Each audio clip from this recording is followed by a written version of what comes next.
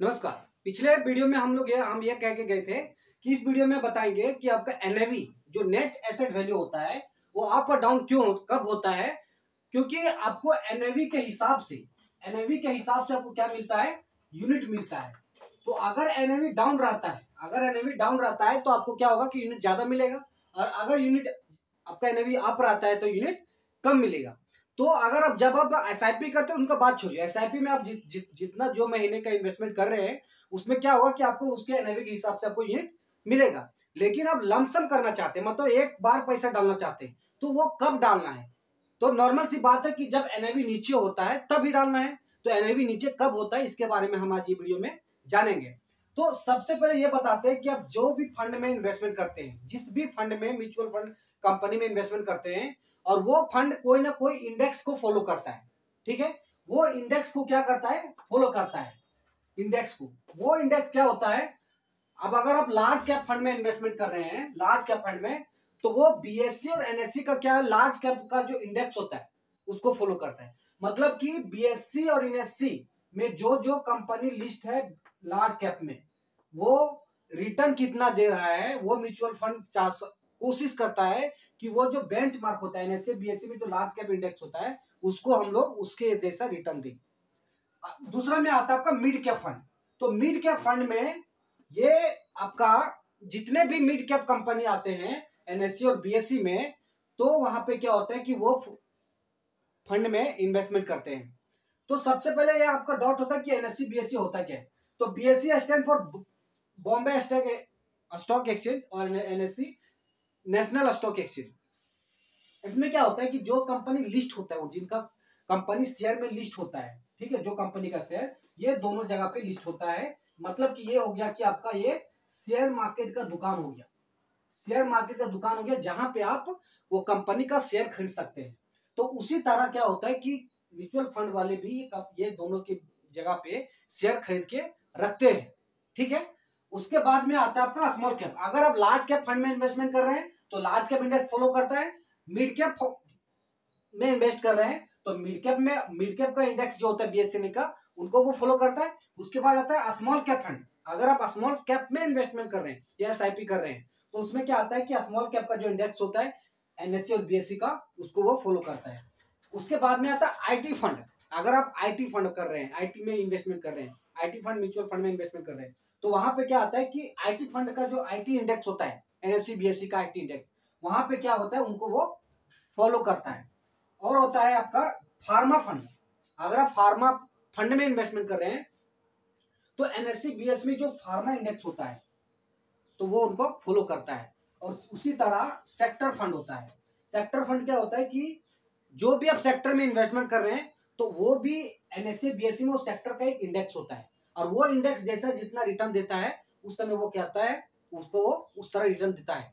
अब हमको सबसे पहले बताना ये चीज है कि अब ये चीज आप जान गए कि जो भी फंड में हम इन्वेस्टमेंट कर रहे हैं वो फंड का एक इंडेक्स होता है, और वो इंडेक्स जितना रिटर्न दे रहा है, क्या वो आपका म्यूचुअल फंड स्कीम दे रहा है या नहीं दे रहा है। तो वो बात की बात आता है। सबसे पहले हमें ये जानना है कि जो इंडेक्स में हम एनएवी कब नीचे और ऊपर जाता है। कि जब भी आप लमसम करते हैं, लमसम जब भी आप करते हैं तो उस समय आप ये देखिए, आपको पिछले वीडियो में ये बताए थे कि 9 से 2:30 के बीच में क्या होता है, लमसम करने का टाइम रहता है। अगर सेम डे एनएवी के हिसाब से आप क्या करते हैं, यूनिट लेना चाहते हैं तब, तो सेम डे एनएवी के हिसाब से अगर यूनिट लेना चाहते हैं तो इतना के बीच में आप इन्वेस्टमेंट करते हैं। तो आपको ये देखना है कि अगर आप लार्ज कैप में इन्वेस्ट कर रहे हैं तो लार्ज कैप का इंडेक्स आपको गूगल में जाके देखना है। गूगल में जाके देखना कि लार्ज कैप का इंडेक्स अप है या डाउन है। अगर अप रहता है तो 1-2 दिन वेट कीजिए, डाउन कब जाता है, और डाउन रहता है तो वहां पे डाउन जाता है तो आराम से इन्वेस्टमेंट कर सकते हैं। गूगल में जब भी आप करेंगे लार्ज कैप इंडेक्स आपको वहां पे शो कर जाएगा। वहां पे 1 दिन, 5 दिन, 1 महीना, 6 महीना और आपका 1 साल, 5 साल, ये एक टाइम देता है। तो उस टाइम के अनुसार आप देख सकते हैं कि हमारा जो इंडेक्स अप जा रहा है या डाउन जा रहा है। ठीक है, दूसरी बात क्या होता है कि जब कोई कंट्री में क्राइसिस आती है या कोई कंट्री का जीडीपी लॉस हो रहा है या कोई पॉलिटिकल इशू हो रहा है या कोई मतलब कोई भी तरह से कोई वार हो रहा है, दो कंट्री के बीच में वार हो रहा है, तो उस समय क्या होता है कि आपका जो इंडेक्स होता है डाउन रहता है। जैसे आपने जानते होंगे 2020 में जब कोविड आया था, तो उस समय क्या था कि जो इंडेक्स था, जितने भी इंडेक्स थे, वो लार्ज कैप इंडेक्स रहे या मिड कैप इंडेक्स रहे या स्मॉल कैप इंडेक्स रहे, कम से कम सारे इंडेक्स 15 से 20% के बीच में डाउन चला गया था। 25 से 30% भी ऐसा इंडेक्स था कि 25 से 30% के बीच में भी डाउन चला गया था। तो उस समय जो भी लोग इन्वेस्टमेंट किए हैं 2020 में, जो भी कोविड के टाइम में जो इन्वेस्टमेंट किए हैं, उनका अभी का पैसा कम से कम 40 से 45% के बीच में रिटर्न आया है। और उस समय हमारा भी इन्वेस्टमेंट था एक फंड में, जो वो फंड का रिटर्न अभी हमारा 47% के बीच में है। मतलब कि हमारा जो रिटर्न वैल्यू है वो ग्रेटर देन इन्वेस्टमेंट वैल्यू है। मतलब कि जितना रिटर्न आया है वो जितना लगाया हुआ उससे ज्यादा रिटर्न ही आया है। तो ये होता है। तो आपको ये चीज, आप जब पैसे एक जगह बल्क रखते हैं और इन्वेस्टमेंट करना चाहते हैं, तो वहां पे आपको ये देखना है कि हमारा इंडेक्स नीचे आ रहा है, नीचे है या ऊपर है। 1 महीना, 2 महीना या 1 साल, 1 महीना, 2 महीना या 6 महीना का एक ग्राफ देखिए। वो ग्राफ में देखिए कि क्या हमारा जो इंडेक्स है वो नीचे है या ऊपर है। जब जब नीचे रहता है तब तब आप इन्वेस्ट कीजिए, तो यूनिट आपको ज्यादा मिलेगा। और जब यूनिट ज्यादा मिलेगा तो आपको क्या होगा कि रिटर्न आपका रहेगा। फिर भी क्या होता है कि आपका म्यूचुअल फंड गारंटी रिटर्न नहीं देता है, ठीक है। इसलिए आपको बोला जाता है कि mutual fund investment are the subject to the market risk, please read all the document very carefully before the investment. उसके बाद हमारा आता है इंडेक्स फंड। अब क्या होता है कि large cap fund large cap index को फॉलो करता है, mid cap fund mid cap index को फॉलो करता है, small cap fund small index को फॉलो करता है। तो अब क्या है कि जो इंडेक्स फंड होता है वो कौन सा इंडेक्स को फॉलो करता है। और एक आता है आपका एक्टिव फंड और एक आता है हमारा पैसिव फंड। तो ये हम आगे वाले वीडियो में एक्टिव फंड किसे बोलते हैं, पैसिव फंड किसे बोलते हैं और इंडेक्स फंड किसे बोलते हैं, ये आपको आगे वाला वीडियो में बताएंगे। तो आज का मेन हमारा मकसद था कि जब भी आप लमसम करते हैं 10,000, 5,000, 20,000, 50,000, 1 लाख, जब भी आप लमसम करते हैं तो आपको एक चीज ये देख लीजिएगा कि आपका जो एनएवी है वो आपका का जो ग्राफ है, प्राइस है, क्या वो 1 महीने या 2 महीने या 10 दिन 15 दिन से नीचे है या अप है।